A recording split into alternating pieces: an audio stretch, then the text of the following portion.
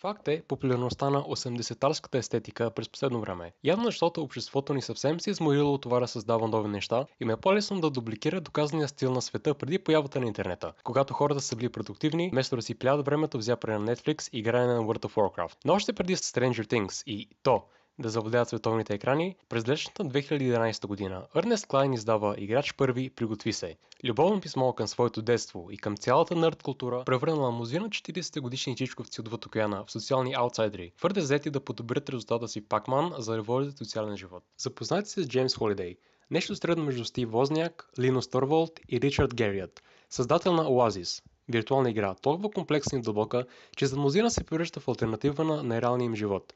Клайн ни представи едно постпродуктивно бъдеще, което може да не е от най-спипаните, но рефлектира редица от днешните проблеми на синята ни топка, докарани до логичните си крайности. В този депресиращ свят на мизерия, глад и насилие живее Уейт Уилсън, тинейджър, сирак, луд фен на 80-те. Уейт има една цел в живота – да спечели състезанието на Джеймс Холидей, като намери скритата от него тайна някъде из безкрайността на Оазия симулацията. Преди малко споменах три имена.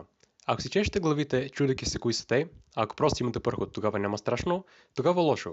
Тази книга ще ви накара да се чувствате като моделка, отворена наръчник за ремонтиране на двигатели с вътрешно горене. Историята, сюжетът, загадките и шегите се базират на поп-културни феномени до степента, докато десивите на Катаджия се базират на това колко иска да ви вземе 20 лева.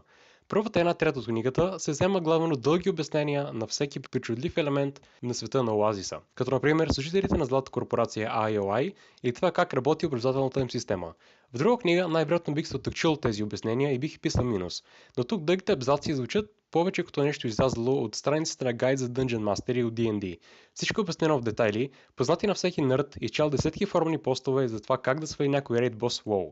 А за непросветените в света на видеоигрите, те служат като помощник и навигатор за този заплетен и чужд свят. В основата си, романът се приближава до така наречените Scavenger Hunts и много напомня за роман на Дан Браун, минус тъпите конспирации. За да достигне до тайната на Холидей и баснословна сума пари, Уей трябва да открие три ключа и да премине през три предизвикателства, вдъхновени от гейминг и поп културата. Междувременно му се налага да се укрива в деспотичната организация IOI, която иска да го елиминира и да намери тайната, като така ще се получи пълен контрол над симулацията и върху света като цяло. Книгата няма да ви отвори третото око, както истински стойностната фантастика на Кларк и Лязимов, но не това е целта й. Подобно на комунизма, много малко от днешните деца знаят или се интересуват от видеоигрите от детството на Клайн. Аркадните автомати са антики. Днешните игри вече имат повече от три цвята. Времето минава и нещата се променят. Именно за това са ни нужни книги като Играч първи, приготви се.